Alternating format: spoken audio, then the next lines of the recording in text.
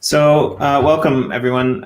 If you're in the comments, thanks for joining us live. If you're watching this back later, that's awesome. You're awesome. I'm Jimmy D. You may know from UpliftArt, the Uplift World, Legend Art, a lot of various places. A new good friend of mine, Sean Ballent, from Cryptowriter, Finney, a longtime guy in the space. And we're just here to shoot the shit on a Friday and see where the show goes. Like, seriously, we have no idea where this is going to go, and we have no plan, and we like it that way.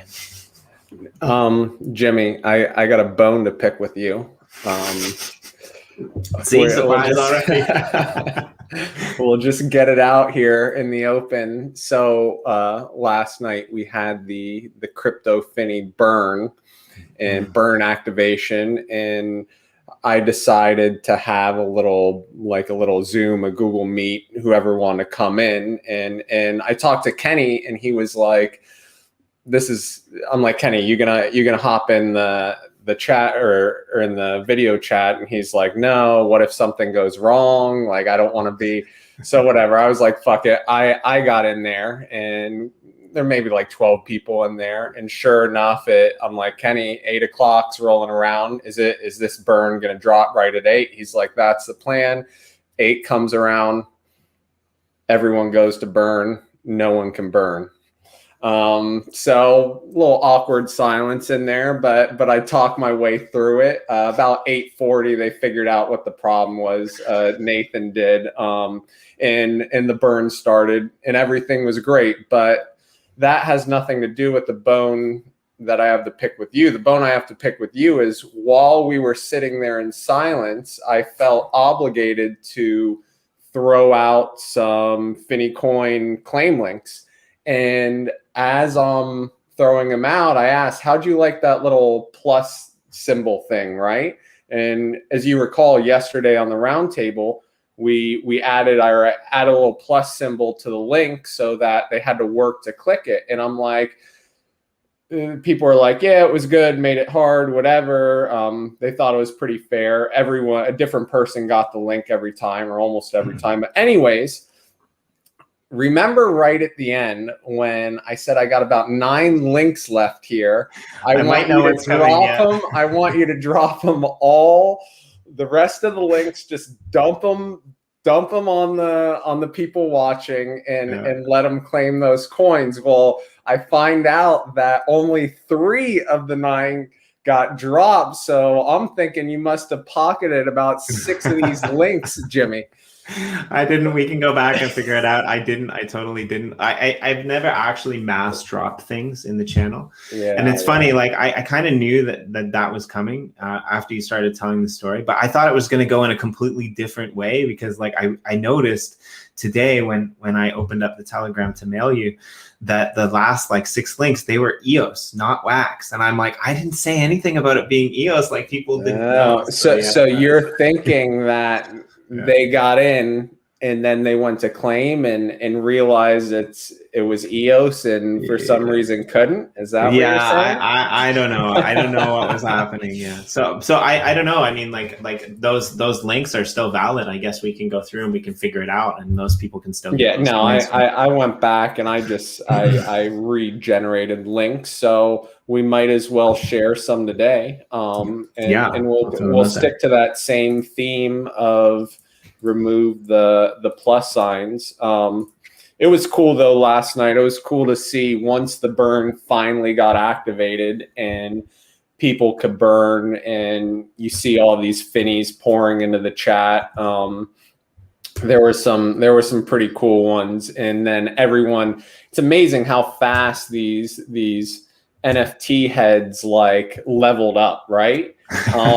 Because we talked about this confusing burn mechanics, but you needed 6 of the same metal to boom, boom, boom to level up to get that BTC miner Finney. And like, I feel like there are people in our Cryptowriter Telegram chat that are quiet, like they don't really say anything, but they're just kind of like figuring it all out, because within like 20 minutes of the burn being activated, people had gotten 6 Finneys of the same metal, leveled up, and gotten that mint 1 of the BTC miner, which was cool to see.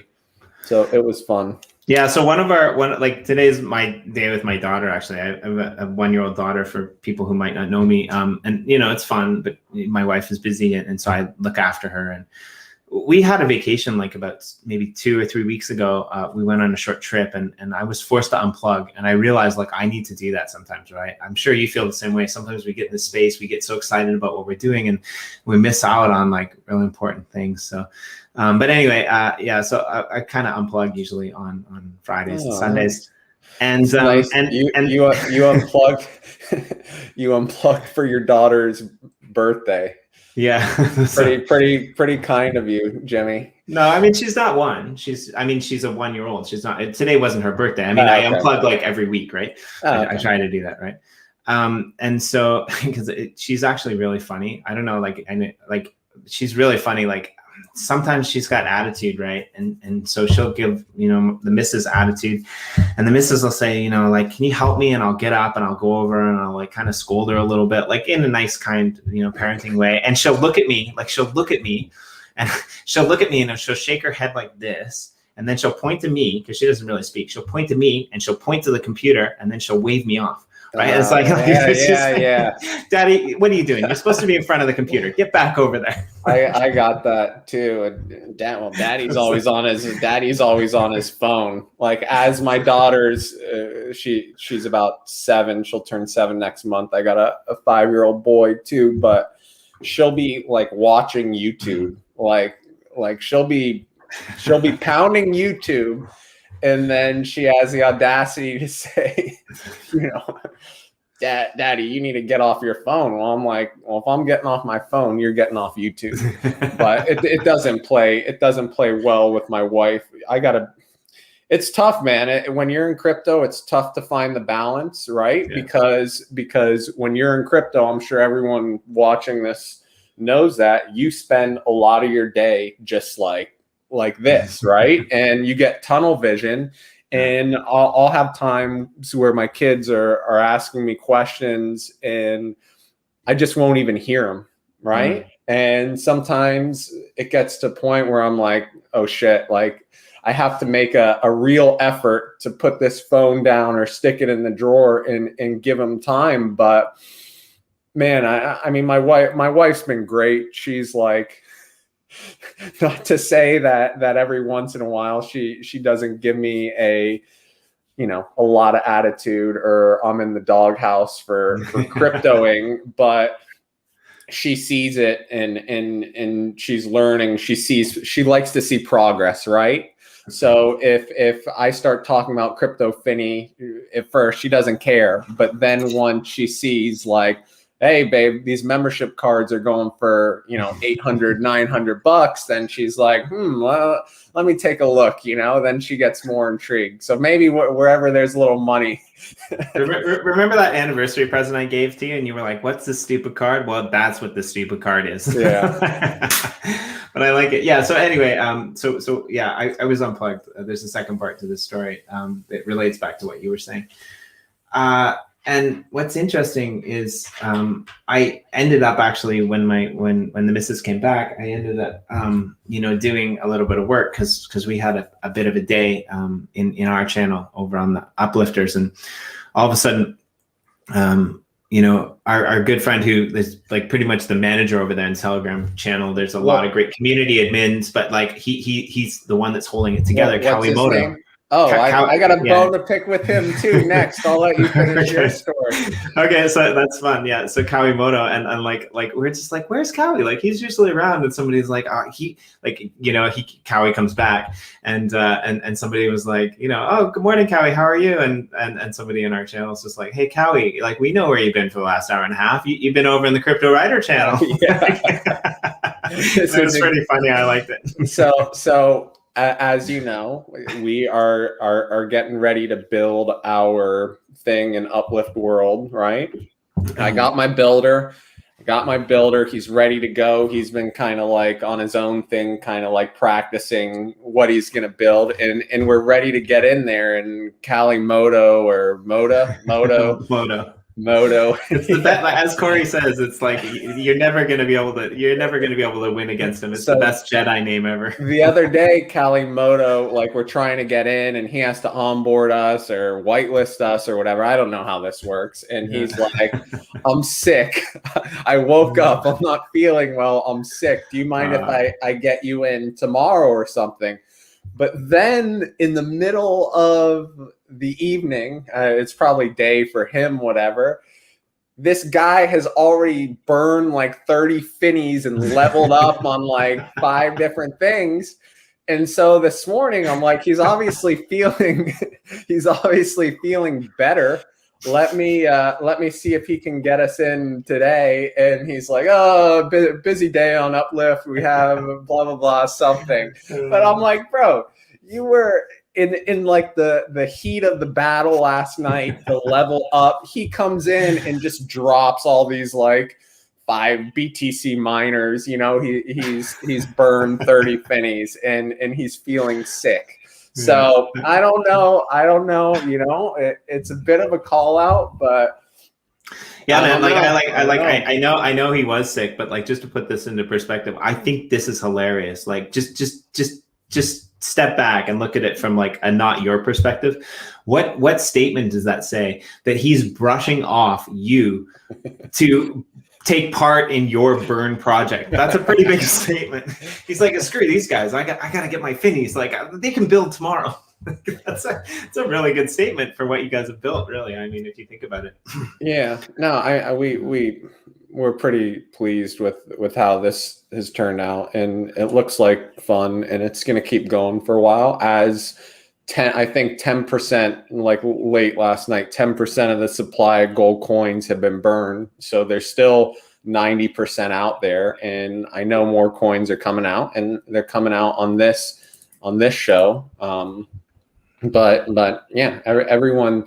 Can I share screen here? Yep. Throw it out. I'm a little bit worried about because of last night what you're going to share, but yeah. No, okay.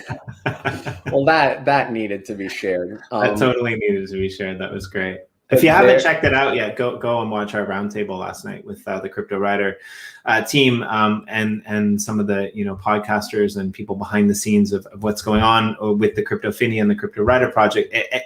I used to watch all of our shows back. I stopped doing that because I don't have time. But I watched that show back last night and I was laughing. Like, it was a funny show. There was so much comedy in that show and like so much wit, and like watch the first 30 minutes and it was hilarious. Yeah, shout out to old man NFT Joe for getting in the mix. This was one of my favorite Finneys to come out last night, and there were hundreds being posted, but you got the high tops, right? That's a rarity. I think that's the gold watch. So you got the gold watch, but what I didn't notice until it got reposted today is it's actually a crackhead. See the eyes? I do. Yeah, he's got the crackhead eyes. So that's like a high tops, ripped shirt, gold thing, drone, crackhead eyes. That's like the quadruple whammy. I didn't know, like when Kenny, so you've seen, we use that crackhead GIF, y'all got any Finney coins? And that's like my favorite little meme. I keep pushing it out everywhere. And one night, just messing around in the chat, I was like, Kenny, we need a crackhead Finney. And he's like, okay. I thought he was just messing with me, but then all of a sudden there was this crackhead Finney rare attribute showed up. We have a light skin crackhead Finney, dark skin crackhead Finney. We don't discriminate when it comes to crackheads. And now that I'm seeing him pop up when people were burning him, at first I didn't know how I felt about it because I'm like, crackhead, but now that I'm seeing him and you catch the crackhead eyes, I really like the crackhead Finney. It's one of my favorites. That's great. Yeah, and I mean, like, that's the cool thing I think about what these Finneys have become, because they all kind of have their own story to tell, right? Like, Like I didn't actually tell you that like Ken Bozak was going to come on the stream yesterday because like I knew that he was going to be there. I didn't know that they were going to be like in a hotel room. I kind of figured they would be at the conference live, and I didn't know that they were going to come on at the beginning. I kind of figured that they would show up like midway, but it was like I had this like whole thing planned, and then it kind of all got thrown off. But I thought it was funny that like it was nice that we were talking about like Finney and all of the things that he like, you know, showed up and he was there, you know, on camera. And even more nice that you were able to, you know, dig up a picture that people should really go see. That's all I'm going to say. Yeah. I mean, that picture's, NFT Joe is pushing for some, you know, Ken Bozak, NFT Joe, naked, photo shoot with Lars, maybe some dark pinup, and then they want to NFT it, but no one wants to see that shit. Like, come on, NFT Joe. Maybe they want to see Bozak. I don't know. NFT Joe and Bozak. It was funny. NFT Joe sent me a picture, and this was my thought when I was first looking at that picture and we were thinking about it, of George Costanza on like a chase in his boxers. Have you seen that picture? I don't. It doesn't ring a bell. It's like a famous Seinfeld poster, and it's George Costanza, and he's like in his boxers on a chase, shirtless, like kind of looking over his shoulder. And when we were talking about it, that's what I was thinking. And then NFT Joe posted it in the in one of the chats. I'm not sure if I have actually, if I recall it. Well, it's pretty famous. It's pretty famous, Jimmy.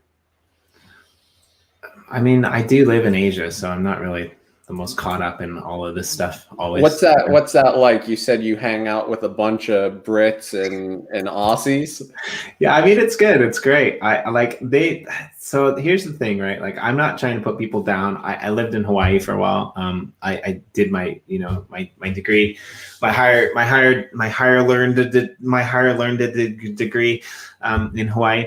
And Hawaii is kind of America, but it's not really America. And I liked it, but hanging out with Brits and Aussies, you get a totally different sense of humor, right? We were chatting about this like off camera last night after the roundtable a little bit too, right? Like you were saying how like, you know, your group of friends, like, you know, you give and you get, like, and that's kind of, it's almost like a rite of passage, so, you know, to poke fun at people or to put people in their place, like, and this is what happens, right?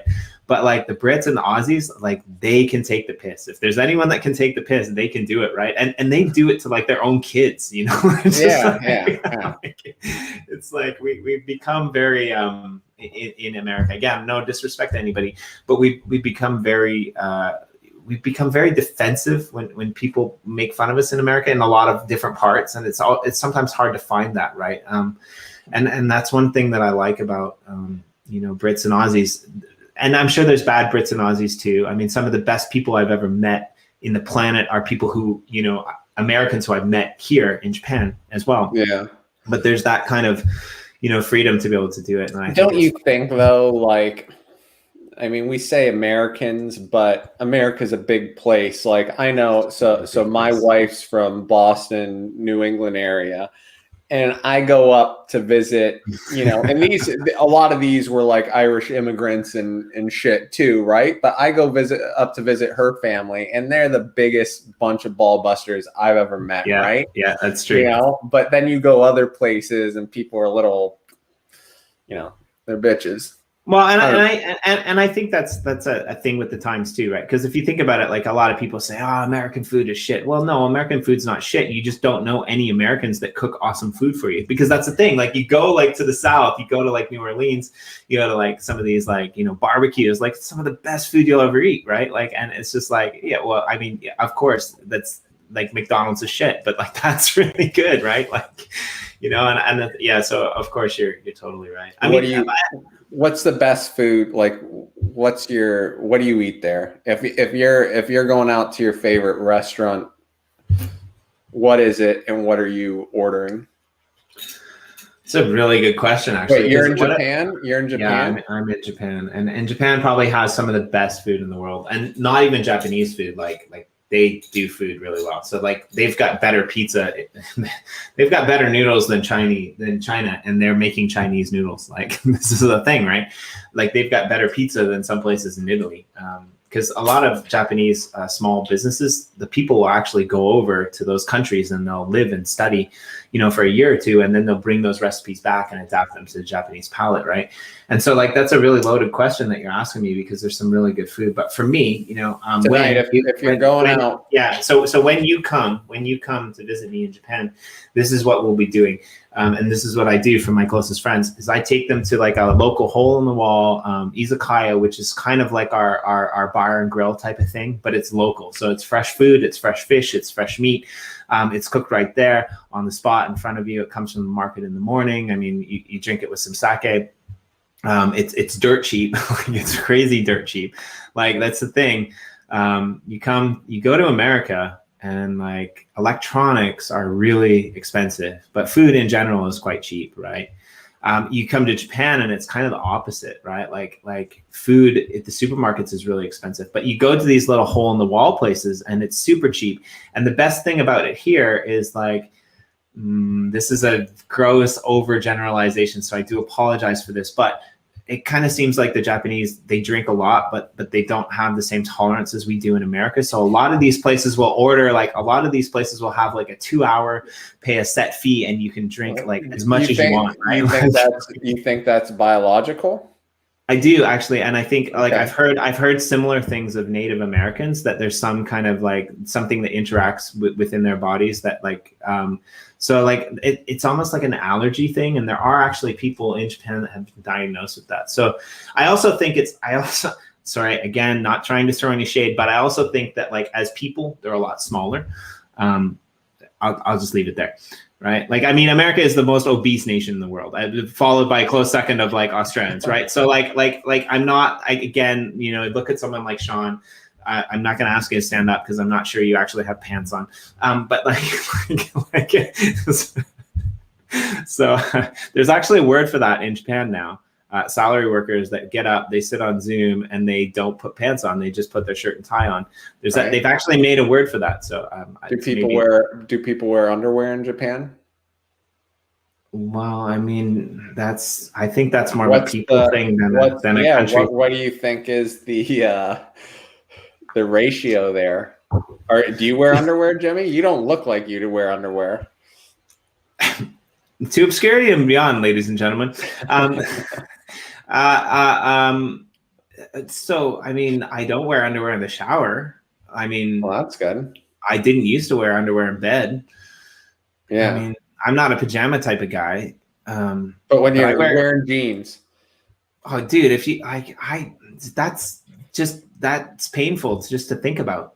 So, yeah, but I know a lot of people that don't wear underwear, and the reason why this is sort of striking me, this underwear conversation, is because we were all out on the boat, my buddy's boat. I have a wealthy buddy with a boat, and we were all out on it the other weekend. And one of my buddy's buddies brought up, he's like, "Hey, you know that," I won't say his name. Well, I'll say it. "You know that Todd doesn't wear underwear?" And I'm like, "No, I never noticed." And he's like, "Look in any of his pictures, like when we're all out on the boat drinking, whatever, and you'll notice a few drips, like a few drip marks on his shorts or whatever. And it's because he doesn't wear underwear. So after he pisses, he leaves a little trail." And then once they said that, and I went back, in every picture, and I don't have many of them, but every picture of Todd has drip marks. Like you can find it, you can zoom in on the picture, and there they are. So yeah, I started wearing underwear again after that. Fair enough. I mean, I just don't trust myself to do my zipper up. Yeah. And that might be, I don't know. Do you ever have to get dressed up? in Japan, or can you just go like You just go looking like a homeless Finney? Yeah. Can you just get away with homeless Finney? Do people like spruce up there? Does everyone just kind of? Yeah, so I think that's really interesting because I guess most people, when they go to their jobs, they wear shirt and tie. I'm lucky enough that for most of my jobs, I can just go in casual clothing. And even the jobs that I thought I used to have wear a shirt and tie, after I kind of got doing this in this space, I just kind of decided, eventually I'm going to quit because I want to do things like this with you and other people like you that are amazing people. We kind of talked about this last night on the roundtable as well. And so like, I just don't care anymore. Like I've kind of already planned out my window. And I think you guys did a similar thing. Like you've already done it, right? But like when you guys were back in the early days, and you guys were thinking about like Cryptowriter and where you were going to go with it, and then you decided to go with it full time. So I guess I'm going to redirect that question to you. Do you find that like you changed your style after you became like an independent, kind of person who owns their own company, or like, because that's, for me, that's part of the appeal actually, is the fact that I don't have to dress up, the fact that I don't have to put on like a necktie noose, right? The fact that I don't have to do this thing. And I'm all for companies, right? Like there's many brilliant companies out there in the world if they give their workers autonomy. I want people to go and create things. I want people to do things that are awesome. I don't want people to be sitting in offices pushing paper. And I'm an educator as well, but that's what I want. So yeah, like I don't, but most people do. That's I like when I was in the electronic music world, no, I didn't have to dress up. That's true, right? When I was writing for this luxury magazine and Miserable, I didn't have to dress up. I mean, I'd wear like jeans and a t-shirt. And then I spent 10 years, like 9 years with my training business, and I wore like, athletic, the stuff you'd see the moms come into the grocery store, and that was basically what I wore. And then, I found crypto, but I actually, for this year of COVID, I miss like dressing up a little and like going out, but I've never had to wear suit and tie. I think that'd be awful. And I think the days of wearing suit and tie are, I mean, obviously in the business world, yeah, but a lot of the business world is now working from home. So those days of every day having to wear suit and tie are going extinct. Yeah. And I think, at least in America. Yeah, and I think like that's like a really valid point, right? Like I think a lot of what we do now in the world is social, right? Like we interact with people on a social level, and what's the best way to interact with somebody socially, and that's to show your personality. Like and like fair enough. I mean, I probably wouldn't buy fresh fruit and vegetables from a guy that looks like me, which is funny because I'm like a really freaking good, like, permaculture designer that grows awesome fruits and vegetables when I have the land. Like, it's like, that's the thing, right? Like we have these things that box us in, right? And I think that's the beauty of the space that we're in, actually, Sean, is like, not everyone's going to have the ability to be a DJ, but they'll have the ability to be the DJ in their own right. And actually, even though we have no plan, I did think of a question that I wanted to ask you that I thought would be really, really interesting. What's one thing that maybe nobody knows about you, Sean? Something, that nobody knows about you. Like what's the idea behind the beautiful face and the genius mind? Oh man. Part of that was irony. I'll let you figure out which part. Yeah, I don't.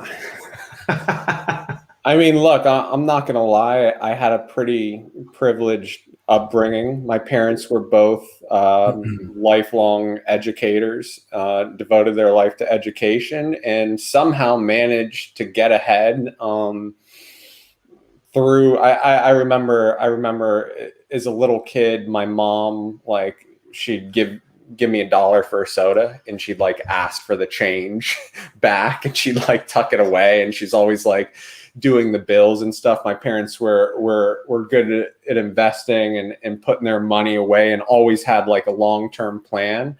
So I grew up, it's funny, you see it because a lot of my parents' friends who were wealthy back in the day and like buying the fancy cars and all that, they are now like selling paintings off the wall, right? And still working. The husband's still working. He's like 65, 70 years old and like still having to grind because of poor planning, where my parents were the opposite. Everything was like super planned out, and because of it now they can relax. And I don't know. I have a brother who's 8 years older than me, who was a total, he was my best friend. I looked up to him, super athlete, but he didn't make it easy for me. Let's put it that way.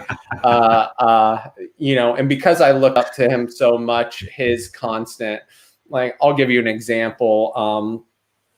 So we'd always be competitive, right? He wanted to compete. So we had these boxing gloves, and remember, he's 8 years older than me. So if I'm like 5, he's like whatever, 13, and he'd be like, Sean, you want to box? And I'd be like, no, I don't want to box, because last time we boxed, like I ended up crying. And he'd be like, no, I'll go easy on you this time. I'll go easy on you.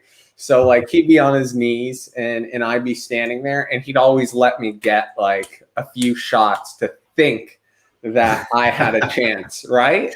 Yeah. And so he'd just let me hit him, and then after about 5 minutes, he'd crush me, and I'd leave crying. And then the next day, same shit. Hey, Sean, we played this little house football game where you just had to like run across the living room and like reach the wall with the football. And he'd like, Sean, you want to play house football? Well, we'll play up to 5. And he'd let me get by him. He'd fake it, like he'd miss a tackle, and I get one, and I'd be celebrating. And then, by the end, he was dancing on top of me, like spiking the ball. So it was that constantly, and he's like, I'm making you tougher. But what it does, it forces you to kind of compartmentalize your feelings. Okay. So I could have been hurting. Like I remember the one time I beat him in FIFA, or was just about to beat him in FIFA with 10 seconds left. He turned off the machine, and it's like, you don't win, and that shit, that shit stings, but you learn to compartmentalize it. Right. And what I would show on my face after a while, eventually, like, it wasn't necessarily how I was feeling, but I just wouldn't show it. But then I figured out that my brother would, in the narcissistic kind of human being, and he's a great dude. We're still best friends. We hang out like every weekend. But what I finally figured out is he just feeds off the reaction for whatever sick reason, right? Like he's just trying. And when I learned not to show that reaction, then he stopped. Right? Because he wasn't getting any enjoyment out of it. Once he figured out that he couldn't get to me, then he just gave up. So, that sort of carried on. And that's why, like Joe says, Sean has no feelings. I have feelings, but I'm pretty good at just like, I've been sort of conditioned throughout my life to I don't even know if I tuck them away anymore. I just like throw them over my shoulder, whatever, and move on. So yeah, I mean, my wife too. You have no feeling. I have feelings. I'm a human being. I just don't like show them like normal people, I guess. I think that's funny because I grew up in a family with a bunch of, I was the oldest, right? And I had a brother who was about 12 years younger than me, but most of my brothers were closer. The whole time you're telling that story, I was kind of seeing it from the other side, but I was also thinking about, that was perfect training for you to be in crypto. Like he is like the whale You're like the minion that's in there in the markets. They give you just enough gains before they pull the rug out. Exactly. Right? Exactly. Yeah. That's funny, man. It's fun too, because I never had the younger brother, and now I have my kids. But I find myself like with my son, Ford's the man. But I find myself wanting to, as he's getting older, more athletic and stuff, I want to challenge him, but I can see it from my side too. Like growing up, like he does have feelings, so I don't push him nearly as hard as my brother pushed me. Right. Anyways, it's just, I think who you are, you're a product of your family, right? I think everyone is, the way you were brought up, the people who influenced your life, that's who you kind of become. At least I think so. I don't know. Are you like your parents, or are you a product of your parents or your younger brother? Or it's going to be hilarious is that if this is the first show of mine that my parents ever watched. I really I like my parents a lot. My parents are awesome. They worked hard. They were not educators like yours, but very similar story. My dad is like in his own right. He's a genius. I mean, he's like an old school genius, right? Like he can build stuff. He can fix stuff. You put a machine in front of him, he'll figure out like how it works. He'll disassemble it and he'll put it back together.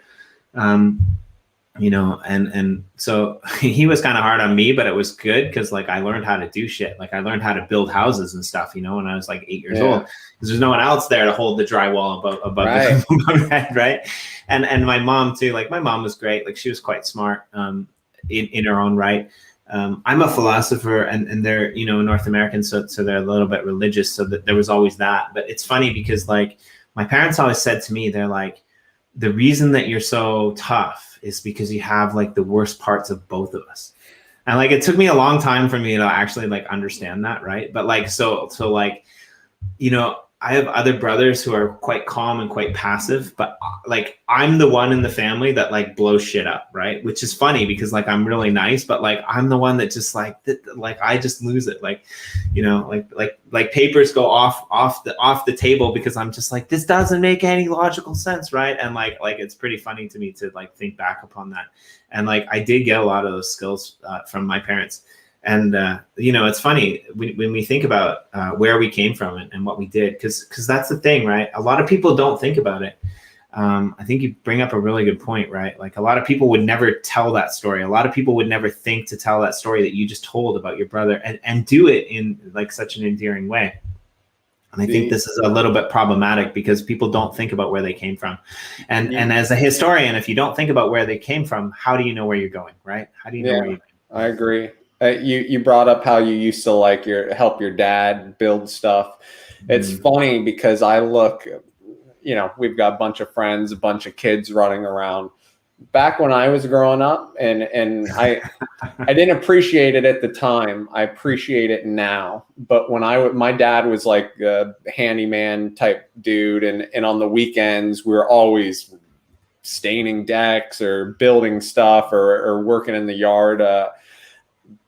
Every Saturday or Sunday, my brother and I spent one day in the yard with my dad, and my dad would be like red faced and kind of just pissed off because, it'll be summer. It's 92 degrees, humidity. And like, we were always, he expected like us to be like sharp out there. So if he asked for a tool, it was just like, bring him the tool. He's just a dick in the yard. Whenever my dad was in the yard, he was just a dick. Yeah. And I remember one time he had us on the riding mower at like 9, whatever. And we're riding this thing around. Of course, the mower's rigged up. Like the mowers are supposed to be where when you get off the seat, the mower stops, right? But whatever, my dad's had to be rigged up some other way, so it never stopped. I'll never forget riding around, and they lived acre yard, and it was in like a mangrove. So there were like a ton of trees, and you're getting hit with branches in the corner of the eye, whatever. But I'll never forget riding around, and my dad had built this swing set, this awesome like swing set, like custom build. And there were these two swings, and you're riding around on the mower, and you had to push away the swing, like to get through as you're riding.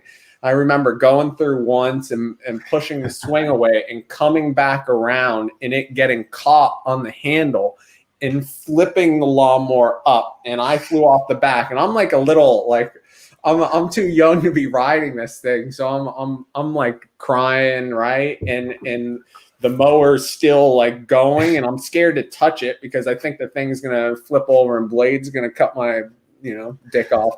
But I go over to my dad crying, right? Like a scared little kid, and my dad being like, "Did you turn off the mower? Turn off, you disengage the blade," and I'm like, like there's this mower still hooked on the swing, like. And he just didn't like his thinking was like, when you fall off the mower, you need to shut it off, right? Whereas as a 9-year-old kid, my thinking was like, oh shit, I'm scared. But I'll never forget that. And the only reason the mower is still working in the first place is because you rigged it so that like a child as young and light as you could actually sit on it. Yeah, right? That's exactly it. That's exactly it. But looking back now, like, and what's scary is now with Ford, and Ford's 5 years old, or Brooklyn, and you see him, like, you try to teach him, but sometimes I become my dad for that minute, and I don't necessarily want to be that, but I have to I catch myself, like, like Ford, close the sliding glass door when you walk out of the house, right? Because he's gonna forget like 10 times in a row. And sometimes I get irritated. I'll kind of snap at him, or just like turning off lights, little things. But I've over the past year, I've sort of turned that my dad off of me, if that makes sense. To get away. My dad always said this as well. He said, like we all have smarts, and we all have, things that we don't like. And the best thing that I can expect from you guys is to have learned from me and do better than what I do. And it's funny hearing you tell these stories, and Bradley Baker in the comments, and a couple other people said, this sounds familiar, and I think it sounds familiar to a lot of our generation. And what's interesting to me, just as a little bit of an aside, is when we think back, like what are our kids going to say? Because like I remember one of my fondest memories was when we got our first Nintendo when we were kids. And like, that was like the first time I ever had fun with my mom and dad. Like legitimately, like we would sit down and we would play Tetris. Like we would come home from school and they would like be, sitting on the sofa with the game screen on, like ready to play Tetris and waiting for us. Like what took you so long, right? And we're just like, this doesn't work, right? And it's funny because like for me, right, like we're in the Uplift. This is what we're doing day in and day out, and we have people in there with their kids, right? Like I'm really hoping that you bring your kids in there to build it, right? Like we have people who like go online and look at like things like Finney, these NFTs, these pieces of artwork, and I think like it's just amazing. It's going to be really interesting to see. Like I criticize modern parenting every single day of my life because I kind of believe in that tough love scenario that you brought up. Maybe I'm wrong. I don't think I am, but it'll be interesting to see what happens, right? Like I think that's kind of. I just don't want my kids living in the metaverse full time. Definitely going to try to avoid that. Those weekends I had in the yard or like building stuff with my dad, it gave me a lot of tools now where I can build stuff and I don't have to pay someone to come do things. I just do it, right? So now I appreciate it, but I just remember hating the grind of being with my dad out there and like jamming branches into trash cans. We had like 10 trash cans and we'd fill them up every weekend, right? And you couldn't just like, you had to jam fill them to the brim. You couldn't just throw a couple loose things in there and get away with it. No, we were stuffing them down. Man, kids these days, though, right?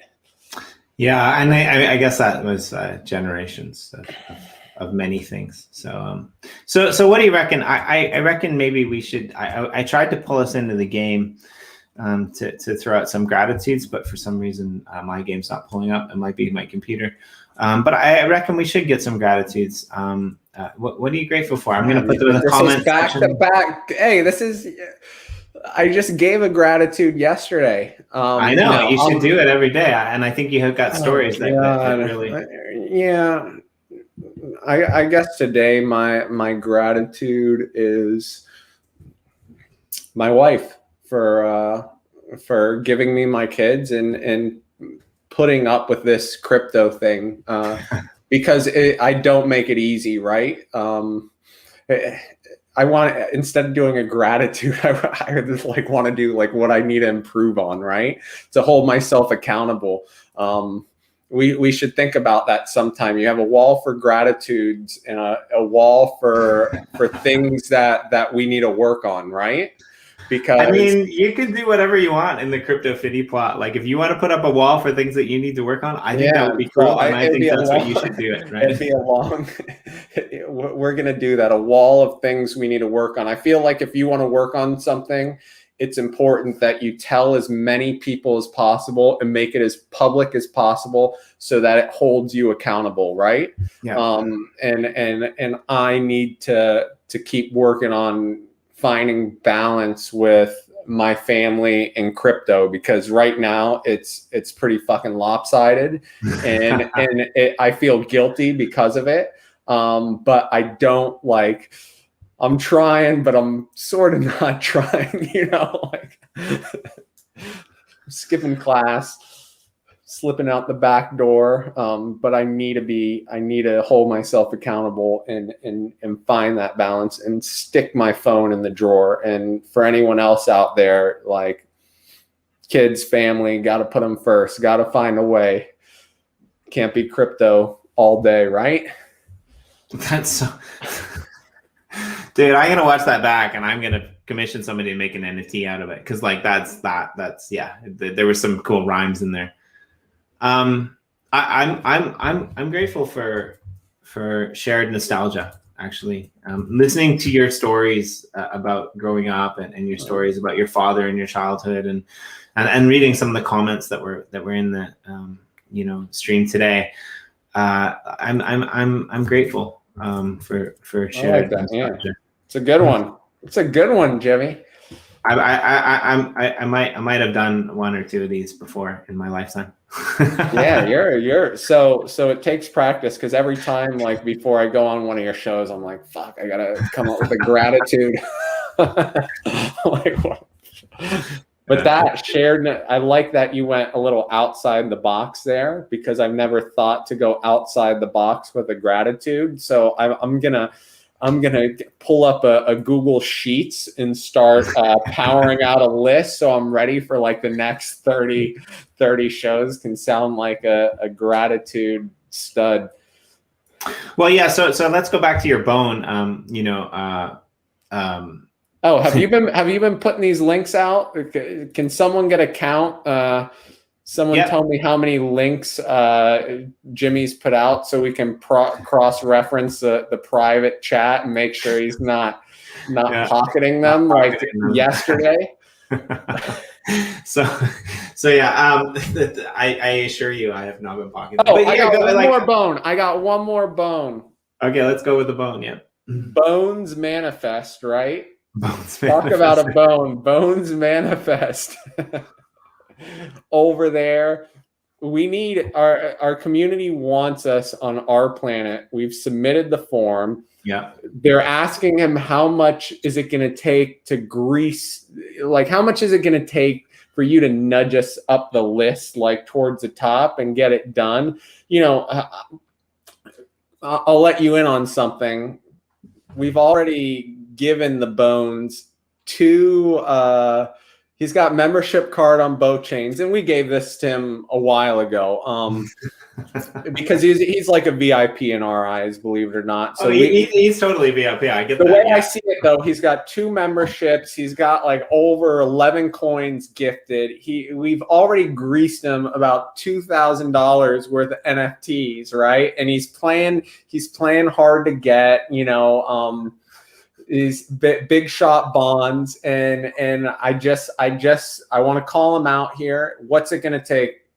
Bonds, like how much more do you need before you do your boys a favor and, you know, push them up the list a little higher? So just putting that out there. I mean, Bonds as a and don't get me wrong, Sean, I love you, but like Bonds as a project manager in the space, I'm on your side on this, man. Like if you wanted to be pushed up I'm on Bonds' side. Like if you wanted to be pushed up the ladder, you should have got that application in earlier, mate. That's you're on Bonds' side? This is like Bonds and we go way back. I mean, I can't say what I gifted him at B1 June, but I gave him a lot of goodies and whatnot, and Bonds. This is how he repays us, by strong arming us with his fame. I don't know. Like it. Well, I mean, there's only 9 people watching, but like 100 people are going to watch tomorrow. What do you think if we made him a big shot Bonds, Finney, gold chain, gold watch, gave him whatever shoes he wants, whatever shades, like custom Bonds, Finney? That, I think that would be enough. I mean, that's